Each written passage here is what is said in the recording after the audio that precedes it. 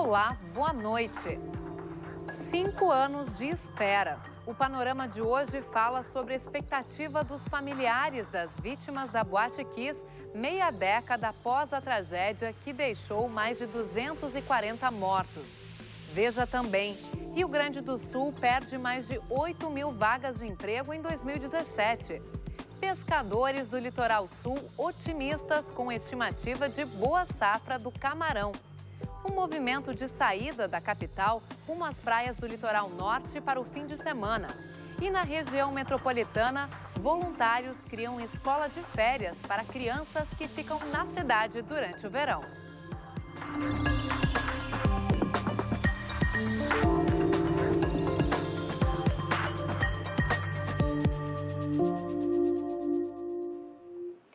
Apesar de ter fechado 2017 com perda de mais de 8 mil vagas formais, o mercado de trabalho no Rio Grande do Sul deu sinais de recuperação no ano passado. A indústria e a construção civil juntas perderam quase 10 mil postos, mas o comércio reagiu e apresentou saldo positivo de 5.900 vagas. Os dados foram divulgados hoje pelo Ministério do Trabalho. E se os números ainda não são muito animadores, pelo menos no Cine, a notícia é boa. Em todo o estado, são mais de 3.200 vagas em aberto.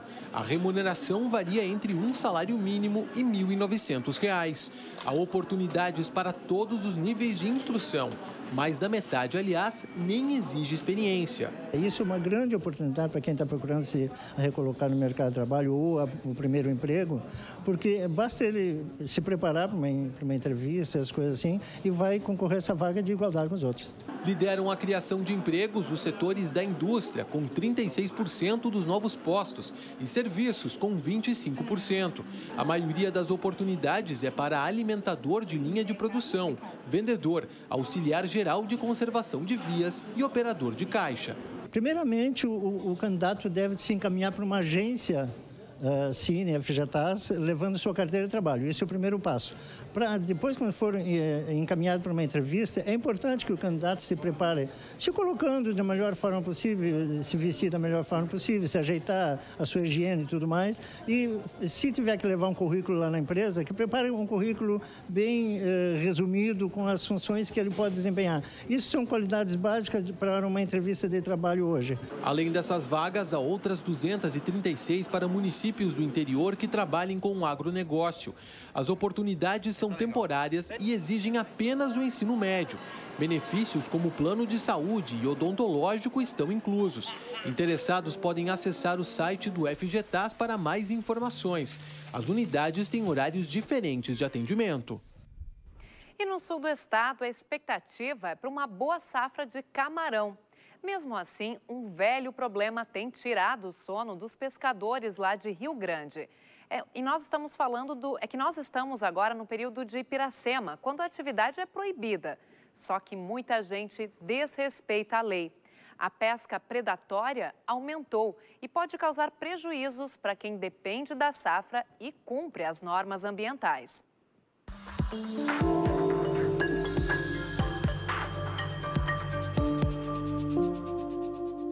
Faltando poucos dias para a abertura da safra do camarão aqui em Rio Grande, os pescadores estão preocupados com a pesca irregular do crustáceo. Muitos flagrantes já foram feitos por pessoas arrastando o camarão com redes e embarcações irregulares. Várias postagens em uma rede social, através de uma página, é um exemplo da pesca proibida. A safra do camarão está liberada apenas no dia 1º de fevereiro. Até lá, a preocupação por parte dos órgãos de fiscalização da Secretaria de Município da Pesca e da Colônia de Pescadores E1 é pela pesca irregular aqui na Lagoa dos Patos. O camarão que está sendo tirado da água desde dezembro, quando começou a aparecer os camarões miudinhos, bem miudinhos mesmo, e isso traz uma consequência prejudicial, né, para o nosso pescador artesanal, que está esperando para a safra ser liberada. Segundo Nilton Machado, tem camarão sendo jogado fora, já que o tamanho ainda é pequeno. Quando a safra estiver liberada, que o pescador sair para pescar, ele podia pescar mais camarão ele vai pescar menos camarão, porque muito camarão, infelizmente, já foi morto, inclusive para ser jogado fora.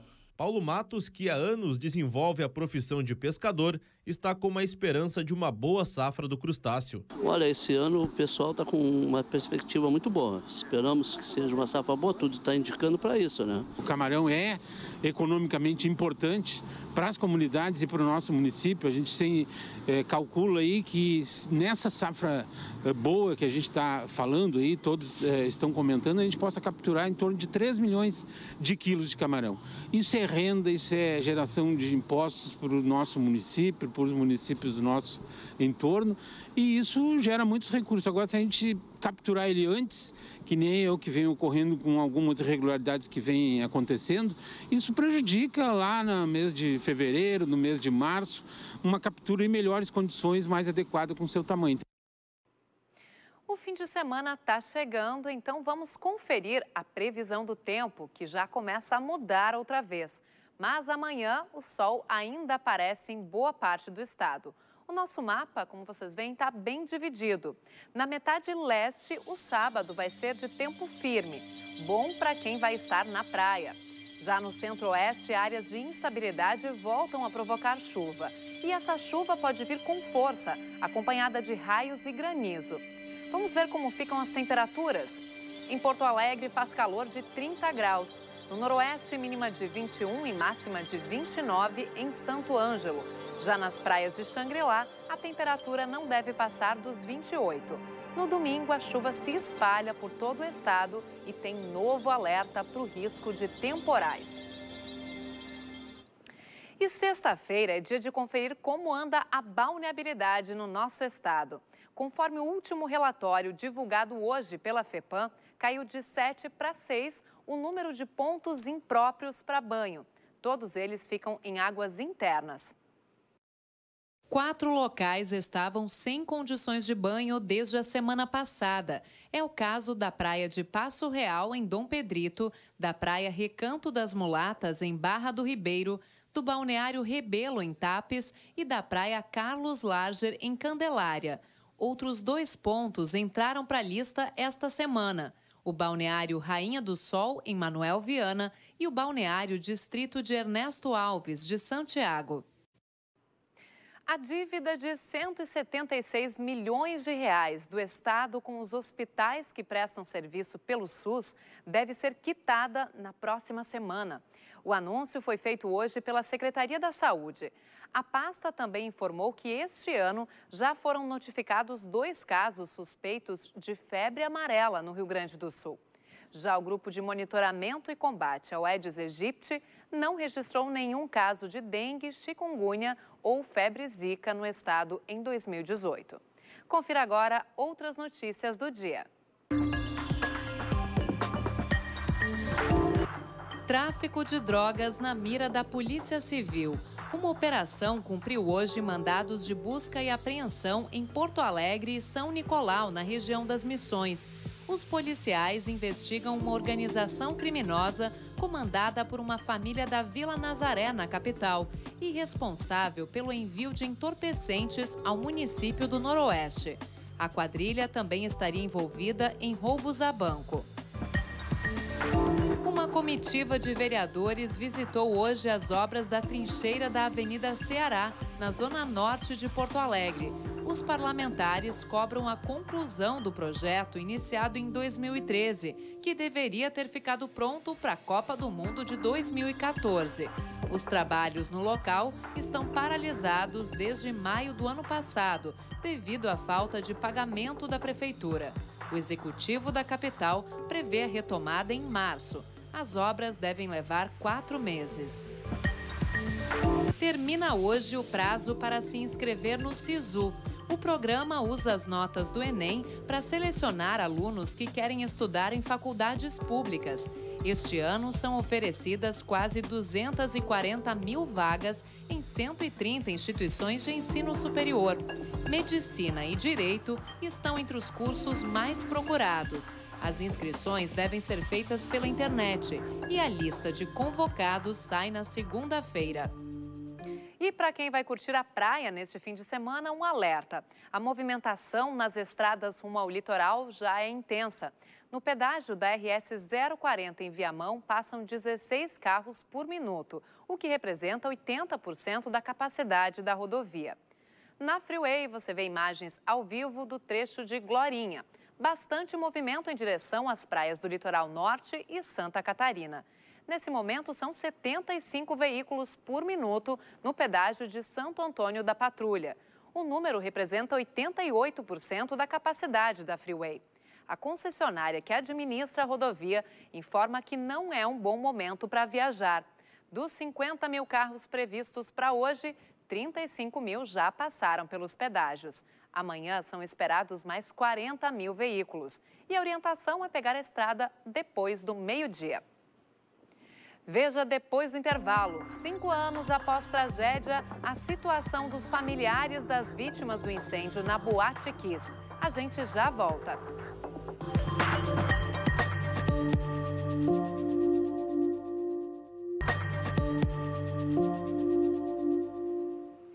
A tragédia da Boate Kiss em Santa Maria completa 5 anos amanhã.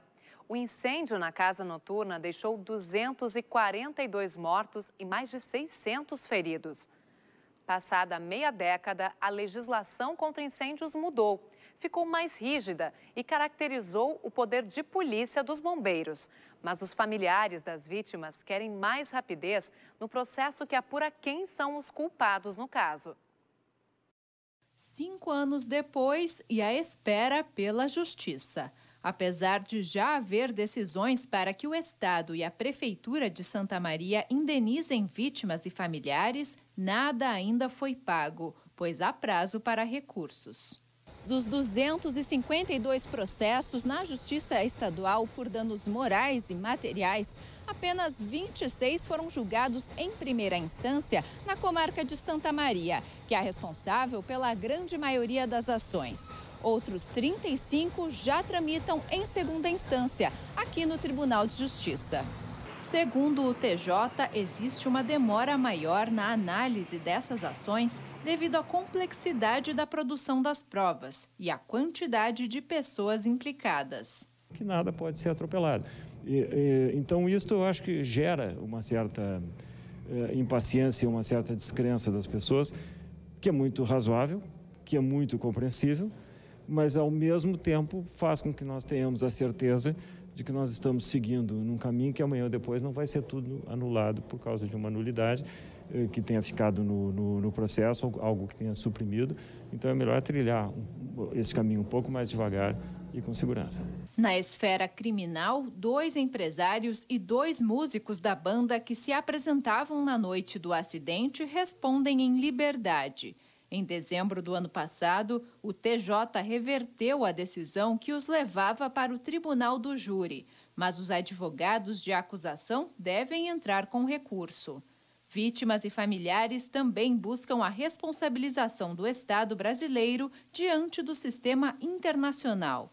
Segundo a advogada responsável pela petição na Comissão Interamericana de Direitos Humanos, a Prefeitura de Santa Maria, o Corpo de Bombeiros e o Ministério Público permitiram que a boate continuasse funcionando, apesar de conhecerem as irregularidades. Não só houve omissão ou negligência na fiscalização, houve também uma ação ilegal contra a lei autorizando essa boate a operar. Isso antes do incêndio. Depois do incêndio, também houve condutas que geram responsabilidade segundo o direito internacional. A Prefeitura não investigou, os bombeiros não investigaram e o Ministério Público arquivou todos os processos que investigavam, que pretendiam investigar, segundo a Polícia Civil, as autoridades públicas. Então, há uma impunidade completa das autoridades públicas no caso da tragédia da Boate Kiss. Entendemos que isso viola o direito internacional e, por isso, pedimos à Comissão Interamericana que condene e responsabilize o Estado brasileiro. Como a comissão atende a demandas de todo o continente, a demora já é esperada. Enquanto a Justiça anda a passos lentos, no âmbito da segurança contra incêndio, a legislação teve mudanças. Deixou muito clara as responsabilidades, que já existiam, mas elas ficaram objetivas. claras, quais sejam responsabilidades dos proprietários, dos responsáveis técnicos, engenheiros, arquitetos, da Prefeitura Municipal e do Corpo de Bombeiros, como ente licenciador e de fiscalização. Uma atenção muito especial às atividades de reunião de público. Essas atividades de reunião de público tiveram, sim, um incremento muito maior no que tange à fiscalização, aspectos de fiscalização, e também nas questões de instalação de medidas de segurança contra incêndio. Com o passar do tempo, sobreviventes procuram levar a vida com a maior normalidade possível. Cristina, que passou 25 dias na UTI após o acidente, se formou e hoje tem uma filha, mas ainda convive com as consequências daquela noite. A rotina da engenheira florestal inclui fisioterapia e medicação de uso contínuo. Eu espero que a justiça seja feita, todos sejam devidamente responsabilizados e que uma tragédia como essa não se repita, que todas essas mortes tenham servido ao menos para que esses erros, essas omissões e negligências não se repitam. 2 bombeiros foram condenados pela Justiça Militar por descumprimento da lei de emissão de alvarás e um terceiro recebeu condenação da Justiça Comum por fraude processual. A Prefeitura de Santa Maria afirma que não cabe à atual gestão discutir questões técnicas do período em que a boate funcionava, mas diz que trabalha com a Associação dos Familiares das Vítimas para atenuar a dor e o luto. Já o Ministério Público alega que não tem a função de fiscalizar diretamente bares e casas noturnas, mas cobra das autoridades os procedimentos necessários. E a Procuradoria-Geral do Estado diz que se atém aos autos do processo, já que ainda não há decisão definitiva sobre esse caso. Para a família das vítimas e para os sobreviventes, além do trauma, um dos maiores desafios é lidar com a perda de parentes e amigos. E para entender como funciona esse processo, vamos falar agora com uma psicóloga especialista em luto. É a Adriana Zilberman, diretora do Centro de Estudos da Família e do Indivíduo. Boa noite, Adriana, seja bem-vinda. Boa noite, Dalva. Um prazer estar aqui. A gente viu aí uma matéria que fala principalmente sobre como é que está o processo judicial, né, no caso da Boate Kiss. Para você que coordena o núcleo de luto lá do Centro de Estudos da Família e do Indivíduo, quão importante é a questão da justiça para superar essa dor da perda? Sim. Bom, em primeiro lugar, sem dúvida que a questão da justiça é um agravante do processo do luto. O processo do luto, ele é multifacetado, ele acontece de uma forma muito individual, embora a gente esteja falando de uma situação coletiva que envolve milhares de pessoas, direta ou indiretamente. Cada pessoa vai vivenciar de uma forma individual. Claro que toda essa mobilização dessa situação é um fator que faz com que as pessoas fiquem mais sensíveis a questões de é certo ou errado, estou lidando bem, não estou lidando bem. Então, muitas vezes, as pessoas criam determinadas ideias, crenças de que existe um jeito certo e um jeito errado. E certamente que para a família que viveu uma perda numa situação tão trágica, sim, é muito importante a questão da justiça como algo que eles podem fazer. Frente a tanta impotência, poder honrar a justiça é uma maneira, sem dúvida, de lidar com o luto. Desculpa, mas só para complementar, Dalva, e assim, ó, nós que trabalhamos com luto e que conhecemos o processo, como ele funciona, nós não acreditamos que se possa superar ou que se possa transpor. O processo do luto, ele, na verdade, ele tem altos e baixos. A gente tem que conviver com essa perda. Se adaptar. Nós temos que nos adaptar a um mundo, a uma vida sem a possibilidade de um contato com a pessoa que morreu e com as perdas decorrentes dessa morte. Porque junto com a morte de uma pessoa vai também funções, o que ela representava na nossa vida, perspectiva de futuro, uma companhia no dia a dia. Claro. Ou seja, junto com a pessoa se perdem muitas coisas muito valiosas. Muita gente quer esquecer ou prefere não falar sobre o assunto. Isso realmente é bom ou, na verdade, lembrar aquela pessoa querida é uma forma de homenagem e ajuda a deixar esse sentimento de dor um pouco mais leve? Para algumas pessoas pode ser muito confortante tomar contato com objetos, ou lembrar, ou fazer homenagens, ou visitar um local que seja, né, como uma forma de ritual, que lembre a pessoa que faça alguma homenagem. Para outras pessoas, ter contato com isso pode ser aversivo. Então, não existe uma fórmula que pode servir para todas as pessoas. Cada caso é um caso, né? Cada caso é um caso e não tem nada de errado também com as pessoas que não conseguem fazer da mesma maneira, falar sobre isso, falar sobre a pessoa.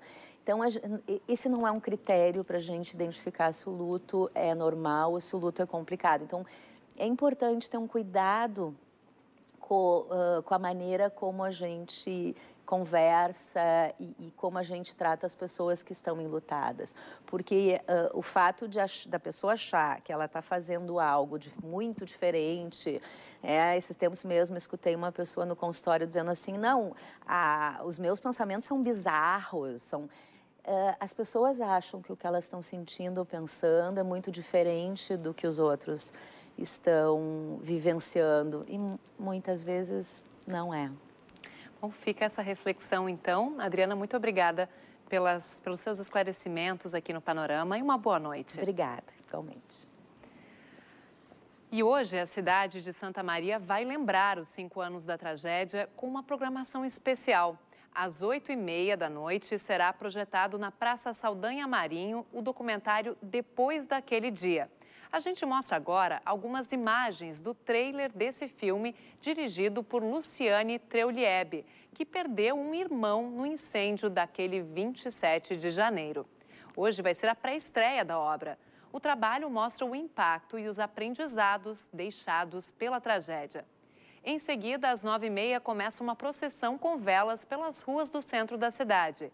E à meia-noite está prevista uma vigília em frente ao prédio onde funcionava a Kiss.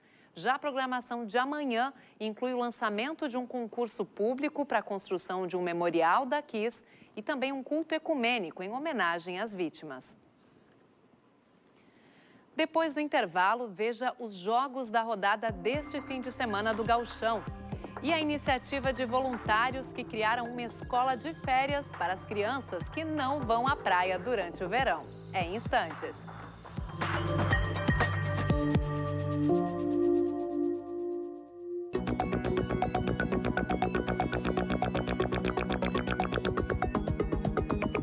O Gauchão não para. Nesse fim de semana tem mais uma rodada do campeonato, por isso a Cristiane Matos já está aqui comigo para trazer todas as informações. Cris, boa noite. Boa noite, Dalva. Boa noite aos nossos queridos telespectadores. Pois é, já estamos chegando aí na 4ª rodada do estadual. A terceira terminou ontem com uma vitória do São Luís de Ijuí, lá no estádio 19 de outubro. 1-0 sobre o Juventude. Com isso, a equipe alvirrubra subiu para a 5ª colocação e agora está na zona de classificação. Para este sábado, tem 2 jogos, um deles no Beira-Rio. Vamos conferir? Aí está. Amanhã, 4h30 da tarde, o Inter vai tentar se recuperar da derrota para o Caxias. Recebe no seu estádio a Avenida de Santa Cruz do Sul, que vem de vitória sobre o Grêmio. O time de Odair Hellmann será reserva, já que durante a semana o Inter estreia pela Copa do Brasil. Já às 8h30, no Aldo da Puzo, o líder Caxias visita o São Paulo de Rio Grande, buscando consolidar a liderança. Mudando a página, no domingo tem Grêmio em campo, também em Porto Alegre. Mas o jogo vai ser no Paço da Areia, às 5 da tarde, contra o São José. O tricolor pode ter mudanças no ataque para buscar a sua primeira vitória.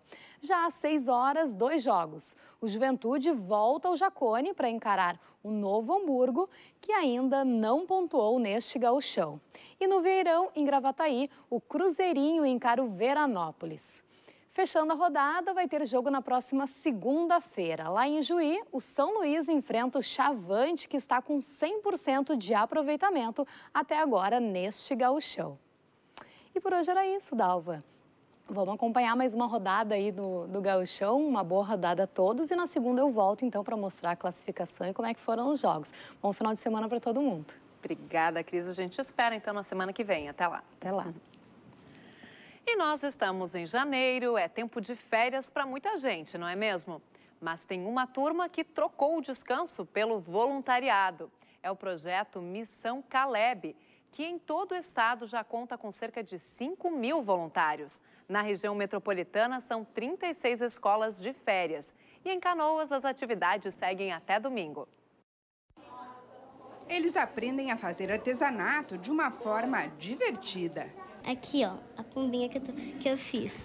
O barquinho eu já fiz. Aqui, esse é o meu. Eu já fiz o Noé e agora eu tô fazendo pombinho. Eu já fiz o barco.